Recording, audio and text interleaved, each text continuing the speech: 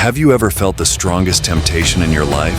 The temptations that come at us often target our weakest spots and approach us in ways we can't even imagine. Today, we're diving into a story about how Jesus overcame the greatest temptations, showing us how we can do the same. Jesus was tempted just like us, but how did he conquer those temptations? The temptations Jesus faced are not just stories from the past, but vital lessons for us today on how to resist the temptations we face every day. Jesus fasted for 40 days, and at his weakest, Satan came to tempt him.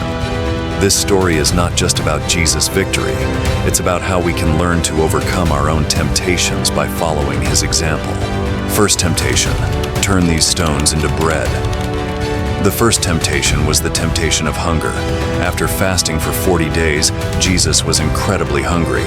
Satan approached him and said, "If you are the Son of God, tell these stones to become bread."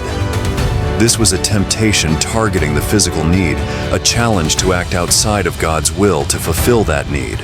But Jesus responded firmly, "Man shall not live on bread alone, but on every word that comes from the mouth of God." Jesus showed us that our spiritual needs are more important than our physical desires. The temptations in our lives may often make us seek shortcuts or solutions outside of God's will, but we are reminded to rely on God's word above all else. Second temptation, throw yourself down from the temple. The second temptation was a test of God's protection. Satan took Jesus to the highest point of the temple and said, "If you are the Son of God, throw yourself down, for it is written, he will command his angels concerning you." Satan was tempting Jesus to put God's promises to the test, but Jesus replied, "Do not put the Lord your God to the test." This was a temptation to challenge God's faithfulness. Jesus, however, teaches us not to test God, but to trust in his protection and timing. The second temptation shows us that true faith requires trust, not manipulation. Third temptation, worship me and I will give you all the kingdoms. The third temptation was one of worldly power and glory. Satan showed Jesus all the kingdoms of the world and said, "All this I will give you if you bow down and worship me." Satan offered Jesus earthly power, suggesting that Jesus could have it all without going through the pain and suffering of the cross. But Jesus said, "Away from me, Satan, for it is written, worship the Lord your God and serve him only." Jesus was offered the kingdoms of the world, but he knew that worshiping anything other than God was not the way.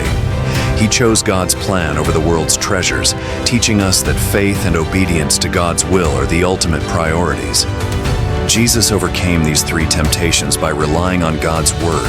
His victory wasn't because he was exempt from temptation, but because he fully trusted in God's will and commandments. Obeying God's word was the weapon Jesus used to defeat Satan, and that same weapon is available to us today. We're called to stand firm in faith like Jesus when faced with temptation. Whether it's the temptation for material things, the test of faith, or the lure of worldly power, we must stand firm in God's word. Faith in God's promises and trusting in his plan for us is the only way to overcome the enemy's lies. Jesus' victory over Satan wasn't just a historical event, it's a victory we can claim today. The same power and authority that Jesus used to overcome temptation is available to us. By trusting in God's word and choosing to obey his commands, we can overcome every temptation and live victorious lives. Just like Jesus, we are given the strength to resist temptation when we rely on God's word. The battle may seem intense, but we are not alone in the fight. With God's word in our hearts and his Spirit guiding us, we can stand firm and overcome.